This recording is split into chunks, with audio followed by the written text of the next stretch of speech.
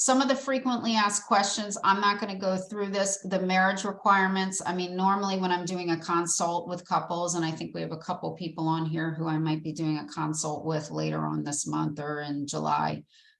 We'll talk about marriage requirements. It's not the easiest to legally get married in Mexico. It's just kind of a pain. There's some blood work and some other stuff. So most people are doing the symbolic. I laugh because I thought I was set on this. I'm like, no, it's got to be legal. Yeah. And then Yeah. I'm like, maybe it's fine. Yeah, I know. And that's just how it ends up, everybody. And it's kind of neat. Like you go and do your own thing and no one really knows about it, which I think is kind of romantic also. Now, I know we had one wedding, Ellen, where the mom was like, you must get married in a church. And so the bride and groom and the parents went to the church. Is that right? Yeah. They went to the church. They just had a very small ceremony at the church, but still, I think the best man was there and the maid of honor, but no one else knew. Yeah. No one had a clue at the resort or anything. And they kind of considered, their anniversary is when they were celebrating with them. So, and that's what I tell couples. Yeah. I didn't tell, like my family knew, the whole Mexico requirements, but I didn't tell anyone else. So, our marriage in Mexico was our wedding. Yeah, no, I think it's cool. But yes, this is something that I bring up on all the consult calls. We will definitely talk about that because there's additional fees and you have to have the true officiant also there on property. And so they have to be available as well. So it's not the easiest thing, whether it's Mexico or anywhere else. We rarely get anybody that legally is going to get married in destination. 2 years in advance for reserving your wedding. I would say on average, we're doing a little over a year. Usually people are reaching out to us, I don't know, 13, 14 months in advance. And by the time it's all said and done, we have about a year. But we have some already on the books for 2025. We've got a few. So, we have some really early planners, and then we have some that we're just looking at doing a wedding in 7 months. That gives me anxiety personally. So I like when we have brides that have given us 13, 14 months, because the whole process really does take about a month to get the contract signed, get your website up, get all the inventory for your guests. It takes about a month from the time you have a consult with me to when your website and inventory can be up and running. So I love when we end that right around where you're giving your guests about a year.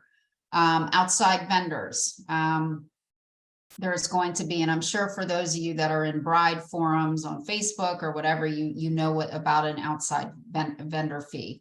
So every destination wedding or every all-inclusive resort has their own vendors that they work with. If you decide you want to bring in a photographer, that's okay. Normally, not every resort. Some literally will not allow you to bring in your own photographer. But if you do, like Brooke did, you have to have them stay within your room block. So that means they have to stay a minimum of 3 nights.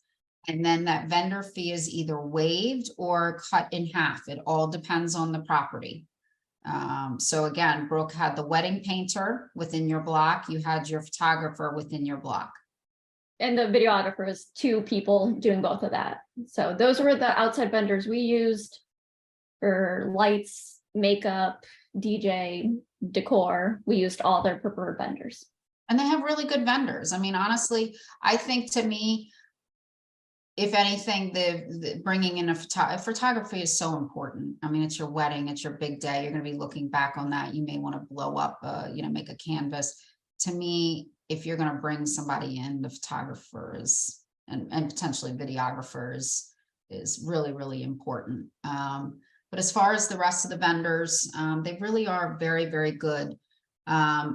It says no equipment on here because, again, there are stipulations. You can't just bring in your own speakers, sound systems, like huge sound systems. So there's limitations to who you can bring in and what you can bring in, and you would work with the planner on that. How many guests must stay at the resort? This particular resort, 80% of the guests, every property is different. So that's something we will be discussing. You will see that on the proposals, how many guests need to stay on property. If people are staying off property, they absolutely will have to pay an event pass fee. Some resorts charge on top of an event pass a private event fee. So it's very important when we create your website and you have a room block, your guests need to come through the room block. They cannot be going rogue and booking everywhere under the sun, because number one, the resort is not going to let, if you're getting married at Hard Rock and somebody goes and books a room at Hard Rock on their website, the resort is not counting that. That will not be counted towards your concessions, and they will not. And that is every property. We get asked all the time. Do we always have one or two rooms that go rogue? 100%. For whatever reason. It happened. I'm sure you had one or two, right? We had one couple, they did it through they had their own perks program with their travel advisor. So they did it that way. And, it warned people on the website. They were actually great and gave us the fee that we would be charged for that. So it wasn't a big deal, but I really encourage family and friends, please just book through our link. People are not paying more. So again, we always have one or two. We're not worried about one or two. We get concerned when we're talking 4, 5, 6, 7 rooms, because it's literally going to impact your comps and your free money and perks that you're earning. Or in Brooke's case, or in Hard Rock's case, the more rooms you book, the more room nights you earn free events. So Brooke had so many room nights that you had the 4-hour, right?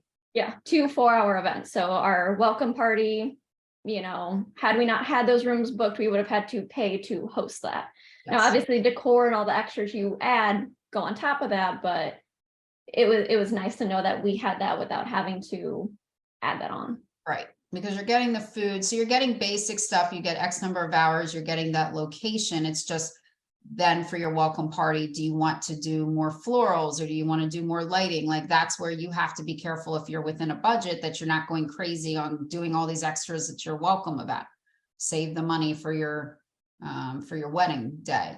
But again, so it is very important. That is when I do these consults, that's one of the things that I tell couples. One of your jobs is to communicate to your guests, whether that's through a private Facebook group, on your invites, hammering it home to them. They really need to come through your website, through your room block. We don't talk about why that is. We say, as an agency, we say for planning purposes, because really the planners do want us. First of all, you're pulling X number of rooms out of inventory. So you're taking those rooms for over a year out of Hard Rock's inventory to be able to sell to the general public. So they feel like, if you're taking these away from us that we can't sell to the general public, we want you to book them. We want you to fill them. And if you're not, you're going to pay outside. There's going to be additional private event fees. And secondly, the planners are coming to us to say, around 30 days prior to travel, give us the rooming list, give us all the special requests. They're adding up how many room nights to see how many free events. So we need to have everybody in one spot. So you'll hear all of that if you're doing a consult with me. You'll hear all of that again.